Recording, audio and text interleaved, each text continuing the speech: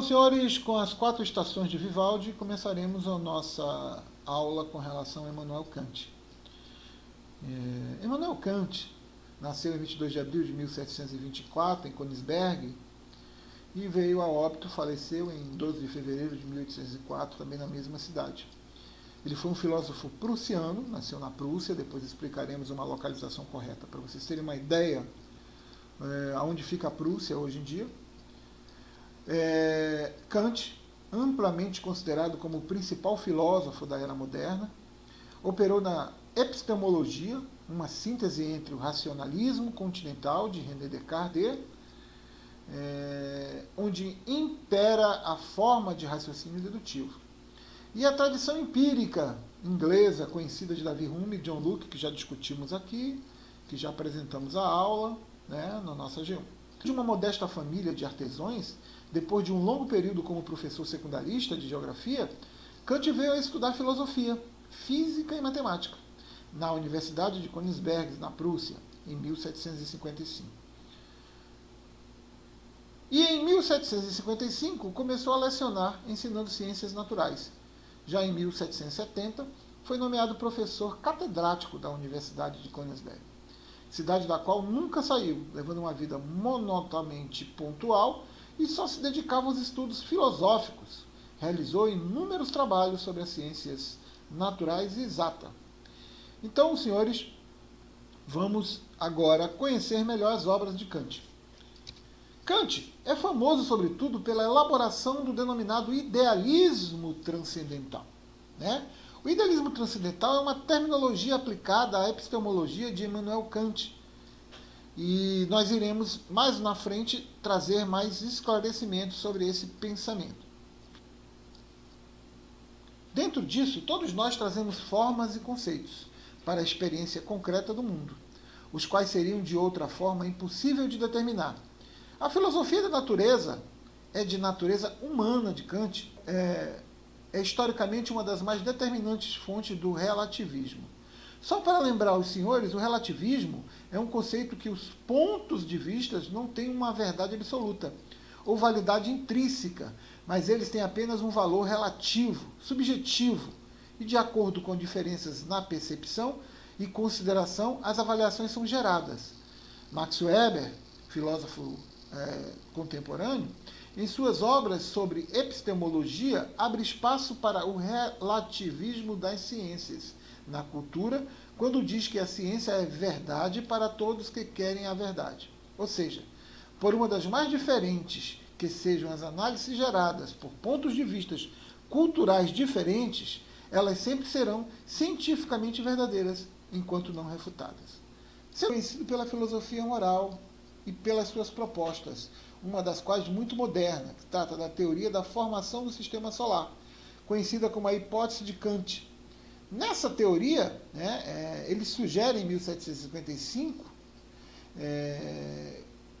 que também foi apoiada pelo matemático francês Pierre Simon, que, segundo ele, o sistema solar teria se originado há cerca de 4,6 bilhões de anos, a partir de uma vasta nuvem de gás e poeira.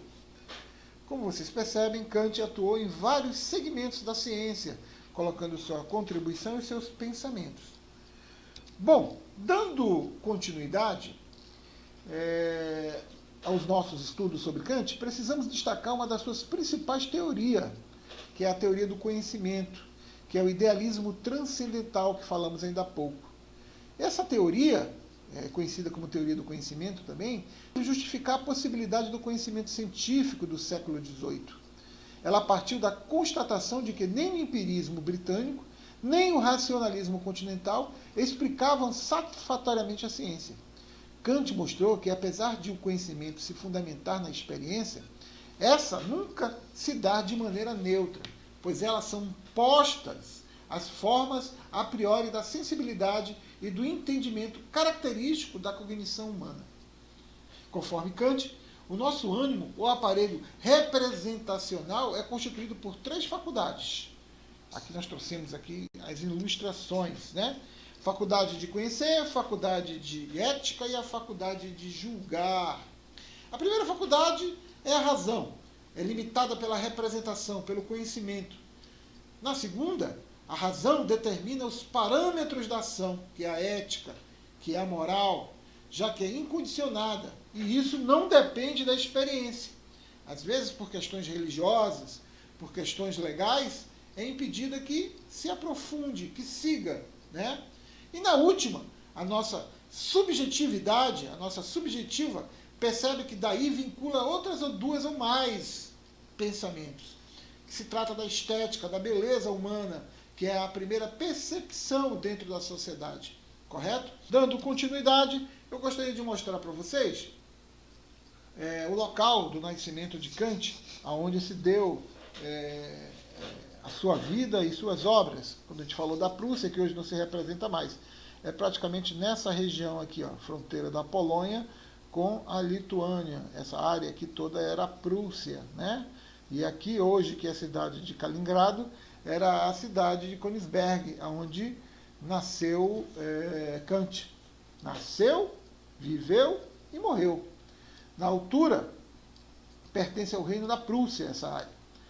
Pertencia, né? Porque hoje em dia não existe mais.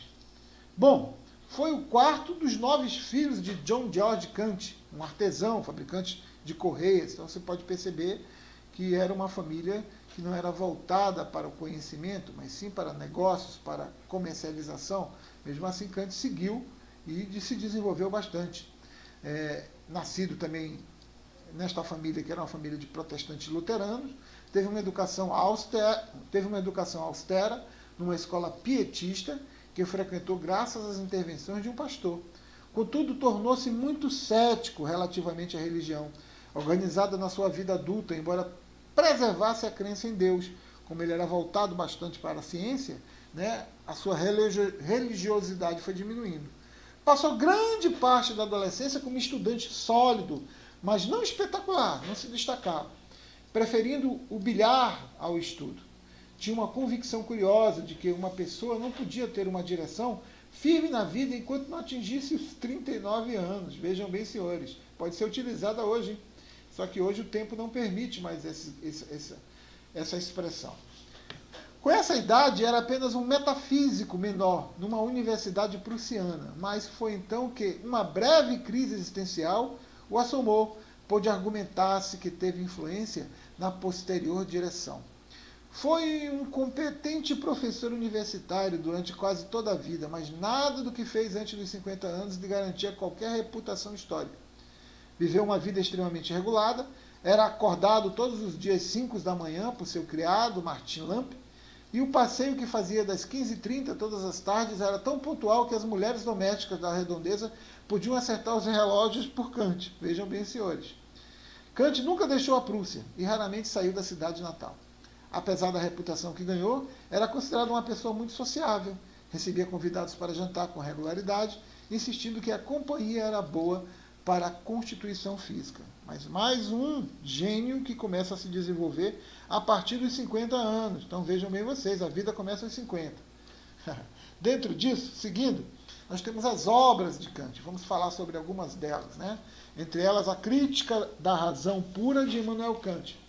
Por volta de 1770, com 46 anos, Kant leu a obra do filósofo escocês David Hume. O David Hume nós já apresentamos aqui em nossas aulas e já discutimos a sua contribuição na filosofia. Hume, por muitos considerados um empirista ou um cético. Muitos autores o consideravam um naturalista. Kant sentiu-se profundamente inquietado, achava que os argumentos de Hume irrefutável, mas as conclusões eram inaceitáveis. Então, durante 10 anos, não publicou nada. E então, em 1781, publicou a sua primeira e grande obra, A Crítica da Razão Pura, um dos livros mais importantes e influentes da moderna filosofia. Neste livro, ele desenvolveu a noção de um argumento transcendental para mostrar que, em suma, apesar de não podermos saber necessariamente verdades sobre o mundo como ele nos aparece, por exemplo, que cada evento estaria causamente conectado com o outro, que aparições no espaço e no tempo obedeceriam leis de geometria, da aritmética, da física, etc., como se tudo fosse uma sequência, né? Então Kant dá esta grande contribuição, que é uma crítica a esses posicionamentos, né, de Hummel, com relação aos ideais desenvolvidos na época, os ideais empiristas. Kant não parou aí, né? Seguiu. Mas em cerca de 20 anos seguintes, aproximadamente, até a morte, em 1854, a produção de Kant foi incessante. O seu edifício da filosofia crítica foi completado com a crítica da razão prática, que vocês podem ver aqui, né? E a crítica do julgamento. Aqui, são mais duas obras bastante interessantes e que compõem o acervo e a contribuição de Kant na filosofia. Bom, que lidava com os vários usos dos nossos poderes mentais, que não conferem conhecimento factual e nem nos obrigam a agir. O julgamento estético, que nós falamos lá na frente, de Belot e Sublime, e o julgamento teológico, e o julgamento teológico, como Kant os entendeu, o julgamento estético e teológico conectam os nossos julgamentos morais e empíricos em um a outro, unificando o seu sistema. Uma das obras em particular atinge hoje em dia o grande destaque entre os estudiosos da filosofia moral. A fundamentação da metafísica dos costumes. É considerada também uma das obras, por muitos filósofos, a mais importante obra já escrita sobre a moral. É nesta obra que o filósofo delinea as funções da ação moralmente fundamentada e apresenta conceitos como imperativo categórico e a boa vontade. Os trabalhos de Kant são a sustentação e ponto de início da moderna filosofia alemã.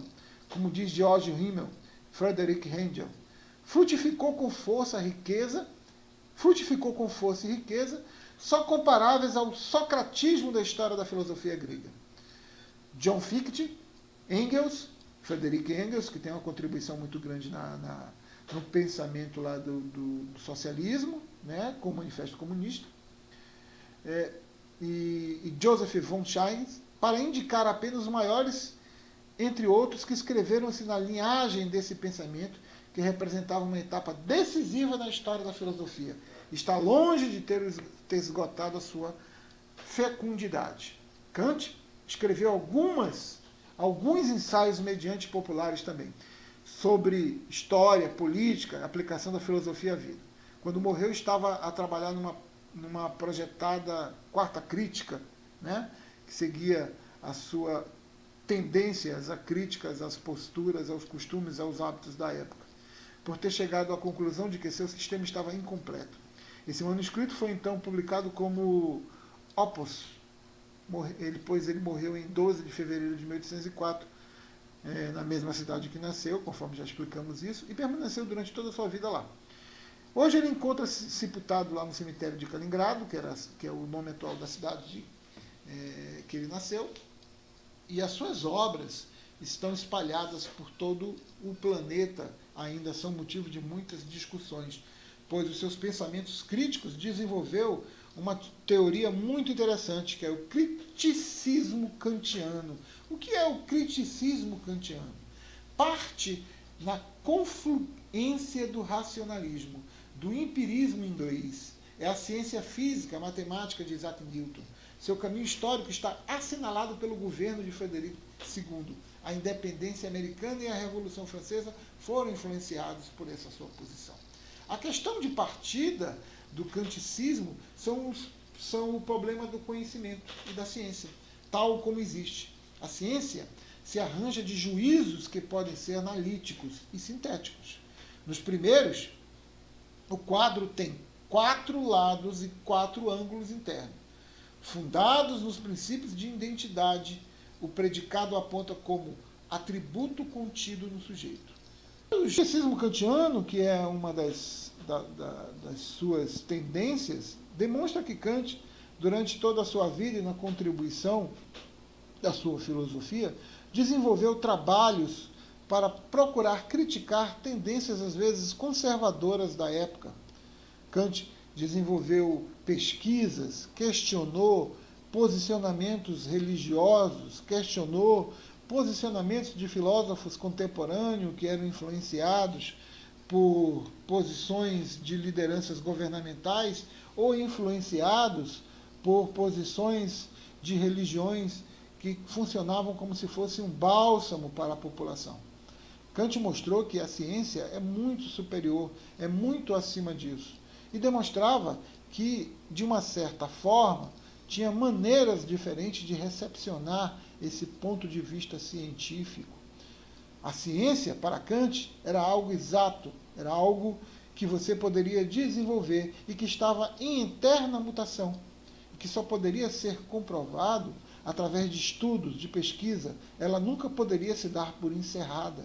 A ciência de hoje poderia ser diferente amanhã. O posicionamento científico de hoje, com contribuições futuras, poderia mudar completamente. A ciência sempre seria uma obra inacabada. Então, dentro das suas posições críticas, com todos os seus trabalhos, Kant criticava esse posicionamento onde se explicava tudo definitivamente e não se levantava a possibilidade que a ciência pode ser bem maior, pode se desenvolver ainda mais. Pois bem, senhores, dentro disso, a contribuição de Kant, ela é um trabalho fantástico e influencia muitos filósofos hoje em dia, traz muitos posicionamentos hoje em dia dentro da filosofia e contribui para a ciência moderna. Dito isso, eu gostaria de lembrar aos senhores que nós iremos disponibilizar um exercício no AVA com relação à vida e obra de Kant e já será ponto para a nossa G2. Ok? Espero ter contribuído para o conhecimento deste grande filósofo. Fiquem à vontade para mais pesquisas e nos encontramos nas próximas apresentações. Se quiserem, deixem um like, se inscrevam no canal. Um abraço a todos.